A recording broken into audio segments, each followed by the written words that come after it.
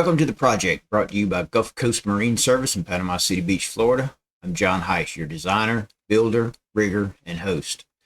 This is going to be a series of videos featuring some of my previous projects and eventually diving into some of the details of the twin J85 turbojet build of the 42-foot cat. Let's get into it.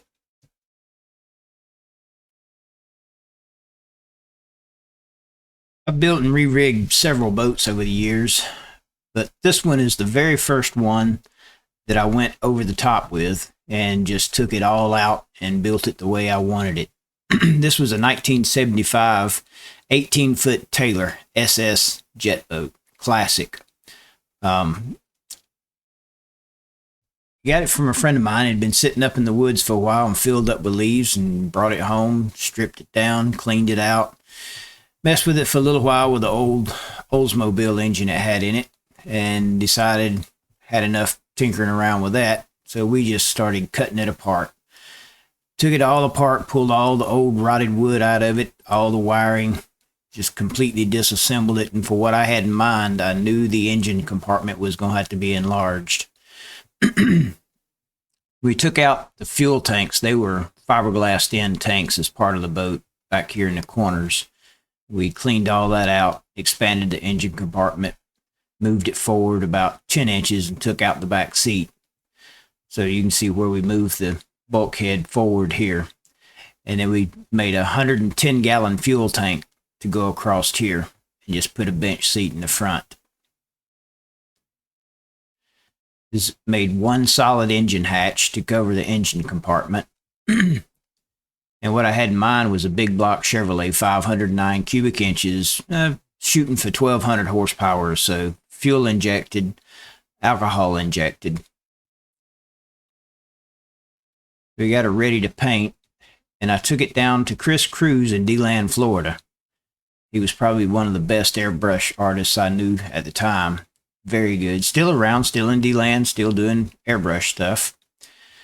And so he had 13 dragons hidden in this boat. The theme of the boat was dragon fever. So there's a bunch of dragons with a old mythological theme to it. You see a dragon here, then there's dragons all inside the ghost flames up inside the boat. There was not 1 square inch of this boat that was not painted. This is up on the hood of the boat. The pictures just don't do it justice. I mean, this boat had 15 layers of clear on top of House of Colors paint. Every square inch. And when you looked into some of these things, like this waterfall, it looked like the water was actually falling off the rocks and into the boat. And just detail. I believe he spent something like 45 days of airbrush work and sanded in between multiple layers and more airbrush work laid on top of more airbrush work. This black hole here looked like it just kept going forever. Just the detail was fabulous. Of course, we had to keep it PG rated, so there's a little bit of body parts showing here and there, but he done a good job. We had engine gauges to monitor pump pressures. To set the jet pump up, you had to monitor your inlet pressure and the pump pressure, the water pressure on the engine from the jet pump. We had multiple dump valves to get rid of the excess water pressure going to the block. It would just completely blow out the gaskets on the heads and blow water into the block if you didn't have plenty of dump. We Frenched in the lights from underside with a clear lens over it.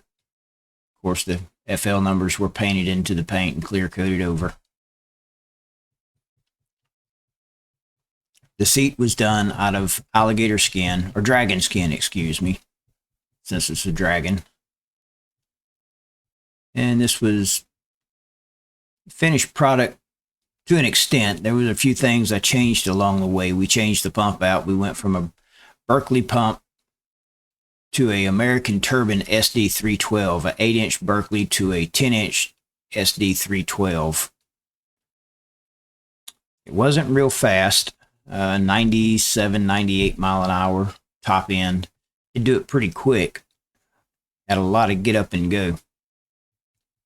The boat's still around. Of course, I had to have a polished trailer for it too. We couldn't have this boat sitting on an ugly trailer. kind of like the Warlock. We had to put it on an ice trailer. The heads on the block, we O-ringed the decks and we used Fel-Pro wire ring gaskets to keep all that compression in. Had a lot of really good components in it. This engine would turn 7,000 RPMs with no problem.